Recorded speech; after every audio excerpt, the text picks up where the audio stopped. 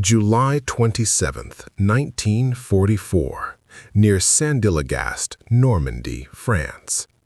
The 88mm shell struck with a tearing shriek of steel, punching cleanly through the Sherman's hull. Inside the tank, 5 American crewmen were thrown violently against metal and canvas, bracing for what experience said would come next: fire, heat, instant death. From his gun sight, a Panther gunner of the 2nd SS Panzer Division Das Reich watched calmly. The shot had been perfect, range correct, angle favorable. The American tank had been penetrated. In every previous engagement, from the Russian steppe to the deserts of North Africa, that meant the same thing: target destroyed. The Panther rolled forward 20 meters to gain a better angle on the 2nd Sherman in the column. But the flames never came. Instead, the supposedly dead tank began to move. Its turret rotated with deliberate steadiness, the long barrel of its 76mm gun swinging toward the German position. The loader inside the Panther froze, his hand hovering over the next armor-piercing round. Something was wrong. That American tank should have been a burning wreck by now. Every training manual said so. Every battlefield lesson confirmed it. A penetrated Sherman did not survive. Yet this one had. What the Panther crew witnessed that morning was not luck. It was not poor German gunnery. It was a fundamental shift in armored warfare, one the German army had completely missed. The Sherman they had hit was an M4A3 76W, fitted with a wet stowage ammunition system. To the German gunner, it looked no different from any other Sherman he had destroyed before. But inside, everything had changed. Since 1942, German anti-tank doctrine relied on a brutal certainty: American tanks burned. The Sherman's gasoline engine was blamed, but the true killer was ammunition. Shells stacked openly around the fighting compartment turned the tank into a steel furnace when struck by fragments of hot armor. German gunners expected not just a kill, but fire. Fire that guaranteed the crew's death and removed the tank from the battlefield permanently. Wet stowage shattered that expectation. Instead of shells stored in exposed racks, ammunition was sealed low in the hull, inside double-walled steel containers. Between those walls was liquid, nearly 40 gallons of fire-suppressant fluid distributed throughout the tank. When penetrated, the liquid flooded out, soaking propellant before it could ignite. A hit that once meant certain death now often meant survival. The probability of fire after penetration dropped from as high as 80% to as low as 10%. Across Normandy that morning, the U.S. 2nd Armored Division advanced with more than 100 of these improved Shermans. German gunners did not know it yet, but one of their most reliable battlefield assumptions had just become obsolete. The change had been forced by disaster. On February 14, 1943, at Kasserine Pass in Tunisia, American armored forces met experienced German units in their first major engagement. The result was catastrophic.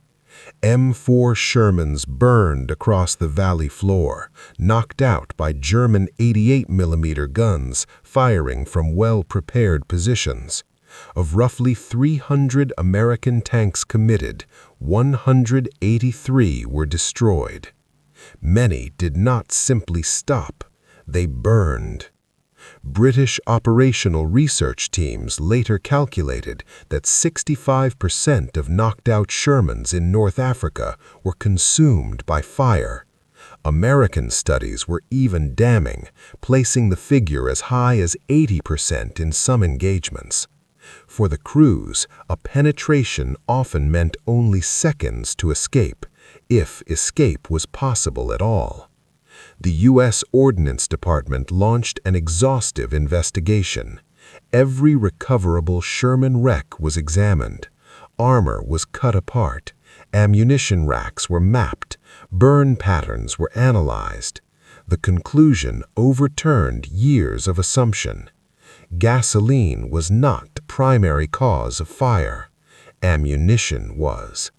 70 or more rounds stored openly around the fighting compartment became instant incendiaries when struck by hot steel fragments. Once propellant ignited, the tank became unsurvivable. The Sherman was not uniquely flammable, it was catastrophically vulnerable. Solving the problem required abandoning traditional thinking. In November 1943, during a tank board meeting, a chemical engineer from DuPont proposed an unconventional idea: surround the ammunition with liquid. Early concepts were crude, even absurd. Some proposals involved flooding large portions of the fighting compartment, creating submarine-like interiors that would have crippled crew efficiency. But the core idea was sound. Engineers refined the concept, focusing on isolating ammunition rather than drowning the crew. The final design placed shells in double-walled steel bins positioned low in the hull, away from common penetration paths. The space between the walls was liquid that could absorb heat, smother flames, and prevent ignition. The chemistry mattered as much as the concept. Water alone froze in winter, corroded brass cartridge cases, and encouraged bacterial growth. Ethylene glycol prevented freezing, but accelerated corrosion. The final solution, known as ammo damp, combined phosphates, rust inhibitors, and biocides into a mixture that remained liquid to -40 degrees Fahrenheit, while improving fire suppression. Each tank carried more than 30 gallons of the solution, adding nearly 900 pounds to the vehicle's weight. It was weight crews were willing to accept. By April 1944, over 100 wet stowage Shermans had arrived in England. The 2nd and 3rd Armored Divisions received the first examples, though training concerns and ammunition logistics delayed their use on D-Day. Their combat debut came during Operation Cobra in late July. At 0938 hours on July 25, 1944, the heaviest tactical aerial bombardment of the war shattered German defenses south of Saint-Lô. As the smoke lifted, American armor surged forward through the breach. Panthers and surviving German anti-tank guns moved into ambush positions, expecting the usual results. They achieved penetrations. They did not achieve fires. German after-action reports captured later reflected growing confusion. Tanks that should have been total losses continued fighting or withdrew under their own power. Others were repaired and returned to service within days. Counterattacks planned on the assumption of heavy American losses met stronger resistance than expected. The crews of Das Reich never knew exactly what had changed. They only knew that American tanks were no longer dying the way they were supposed to. Wet stowage did not make the Sherman invincible. German guns could still destroy it, but it broke the certainty of death. It turned a fatal hit into a survivable one. And in armored warfare, survival meant something profound. It meant time. Time to fight back, time to escape, time to repair, time to return to the battle. In Normandy, that time helped turn steel into momentum, and momentum into victory. Even when fragments ignited a portion of the propellant, the liquid-filled bins prevented the fire from spreading to neighboring rounds. What had once been a total loss became, in many cases, minor or repairable damage. With a single internal modification, tanks that would previously have burned out in seconds were now surviving hits that German crews believed were fatal. Ironically, German technical intelligence had already conducted one of the most thorough evaluations of the Sherman tank, just too early for it to matter. At the Kumdorf Proving Ground, German analysts examined American armor captured in Tunisia, focusing on M4A1 tanks from the U.S. 1st Armored Division seized near Sidi Bouzid in February 1943. These tanks predated wet stowage. German reports were meticulous, documenting armor composition, welding quality, engine and transmission performance, suspension behavior, and, most importantly, ammunition storage. The analysis identified a critical vulnerability. Sherman ammunition was stored in sponson racks above the track level, along the sides of the fighting compartment. When penetrated, these racks ignited violently. Intelligence bulletins circulated to panzer units across Europe included detailed diagrams of ammunition placement, with explicit recommendations to target the sponsons for maximum effect. This intelligence hardened into doctrine. Gunnery schools from Putlos to Paderborn taught students to aim for Sherman sponsons. Anti-tank range cards highlighted these areas in red. The concept became so deeply ingrained that when sponson hits stopped producing fires, German crews assumed they had simply missed the ammunition. The timing could not have been worse. German intelligence completed its definitive Sherman assessment just as American factories began producing radically modified variants. Every subsequent intelligence update referenced the older analysis as authoritative. Reports from the front describing unusually resilient Shermans were dismissed by staff officers as exaggerations from combat-stressed crews. Meanwhile, American industry was executing one of the most seamless production transitions of the war. At Fisher Tank Arsenal in Grand Blanc, Michigan, production shifted from the M4A2 to the M4A3 and then incorporated wet stowage without halting the assembly line. Between February 1944 and March 1945, Fisher produced more than 3,700 M4A3 W76 Shermans. This was not a simple change. Hull floors were completely redesigned to accommodate ammunition bins beneath the turret basket. New stamping dies were cut. Welding jigs were altered. Assembly sequences were rewritten. The traditional full turret basket was replaced with a partial design, allowing access to hole-stored ammunition. This required re-engineering the entire turret traverse system.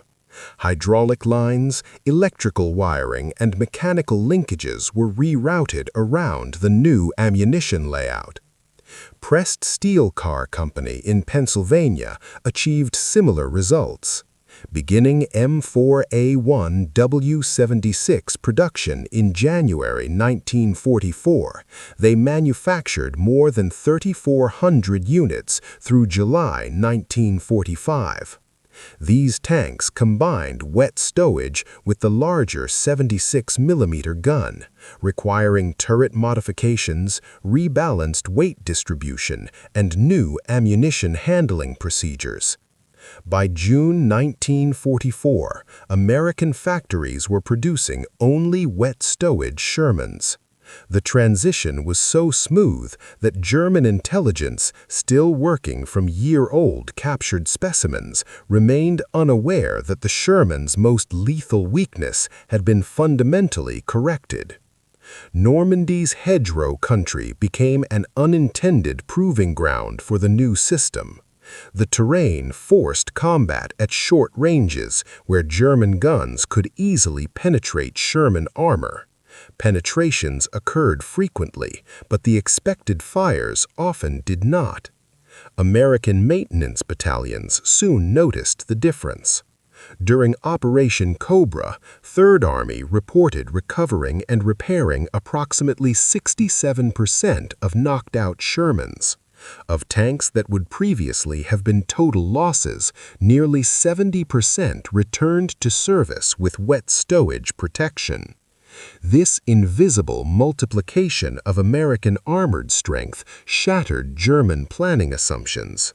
War diaries recorded growing frustration over what appeared to be inexhaustible American armored reserves.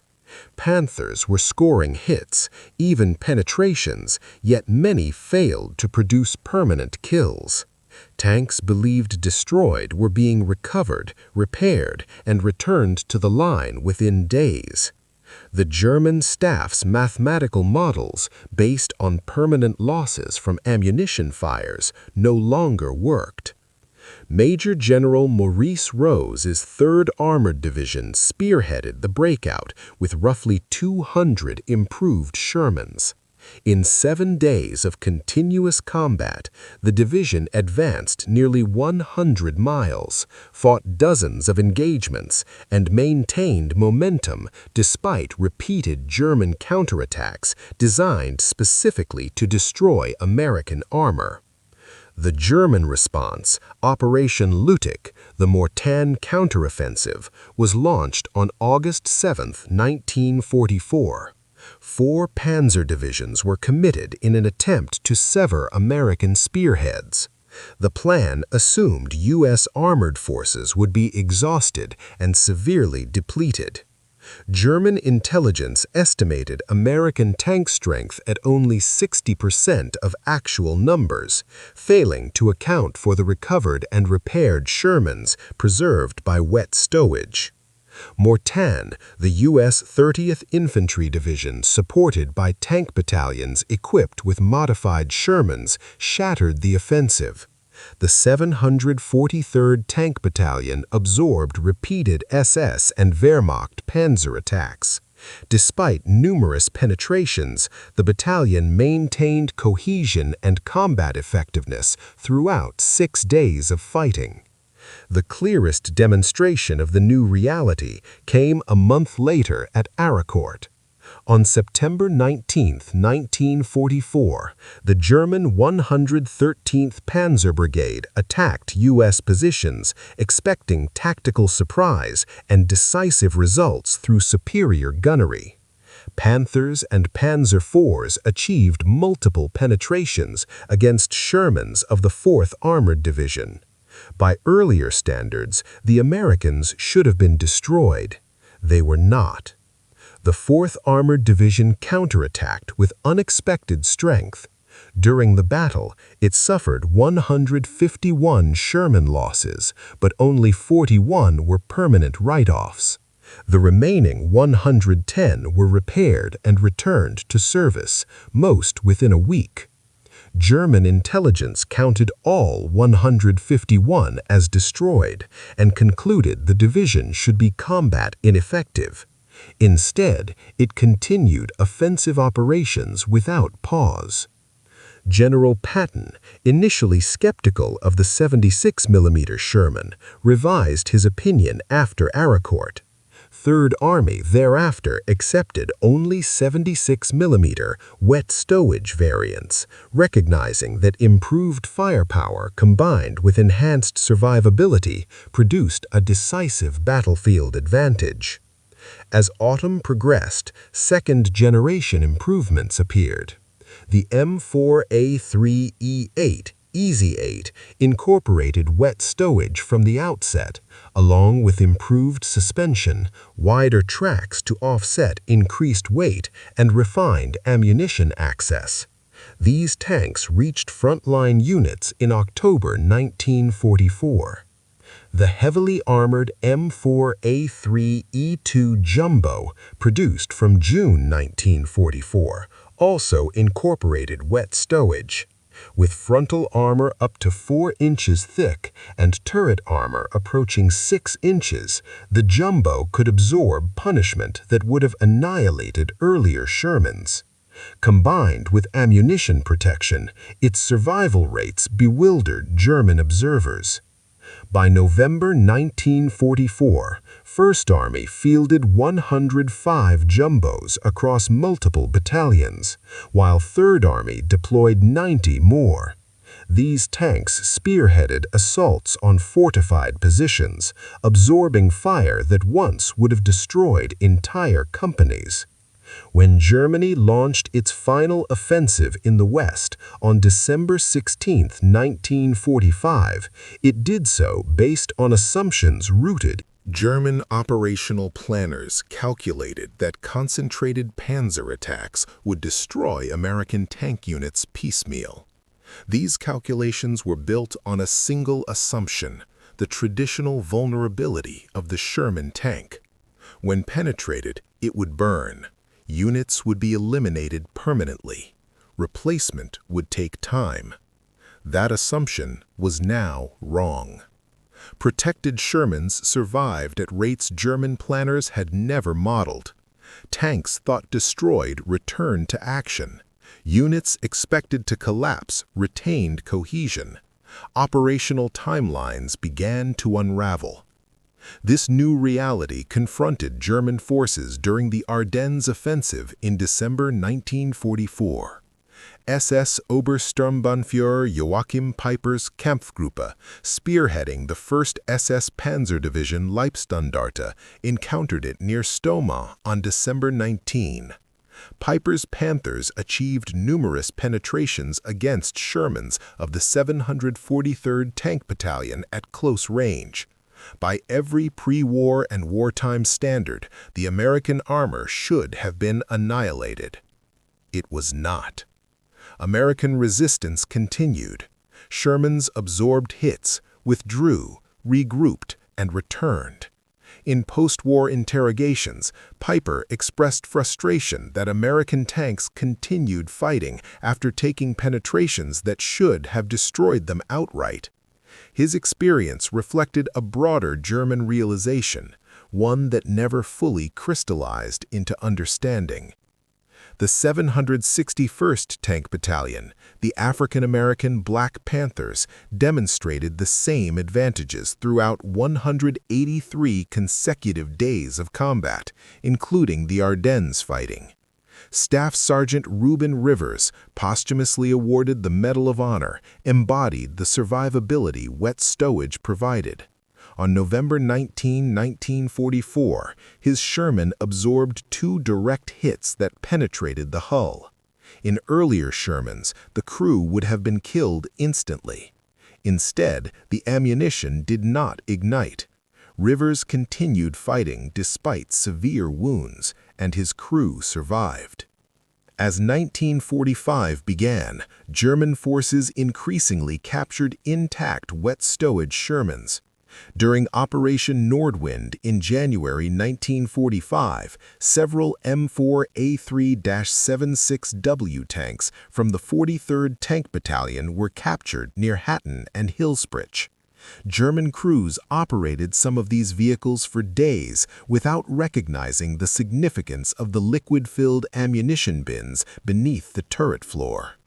By this stage of the war, German technical intelligence had effectively ceased to function. The Waffenamt's analytical capacity had collapsed under bombing, manpower shortages, and organizational paralysis. The few remaining specialists were diverted to desperate wonder weapon projects rather than systematic enemy equipment analysis.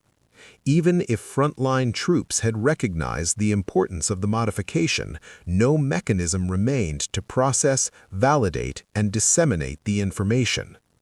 The U.S. Army's Operations Research Office documented the transformation after the war.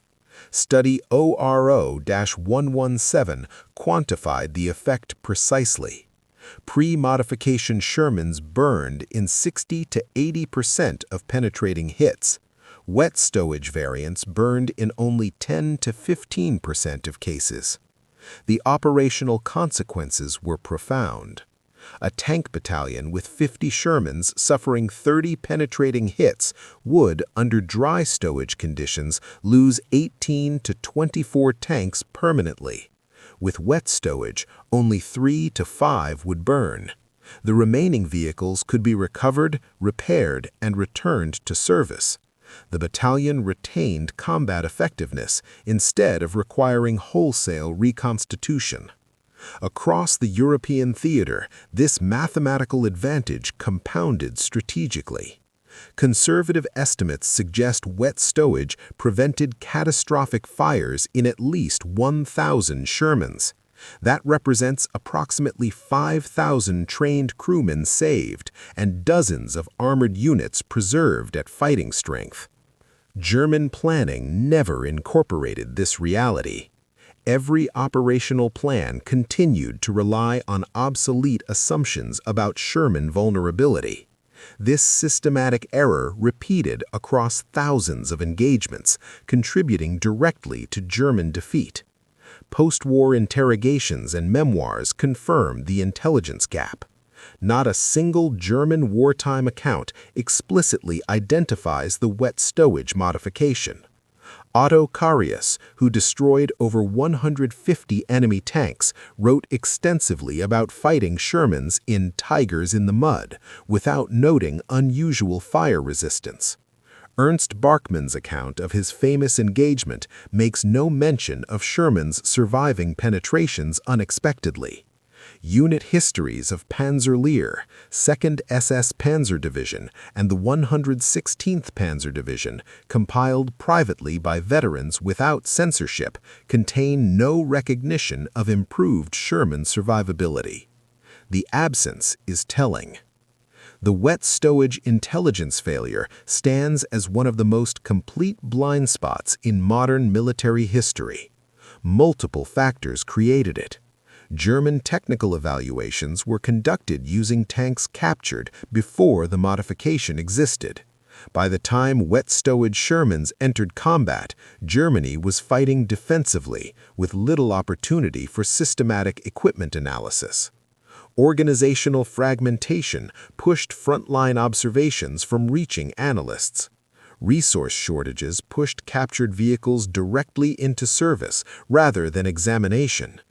Cultural overconfidence in German technical superiority reduced the perceived need to study enemy equipment in depth.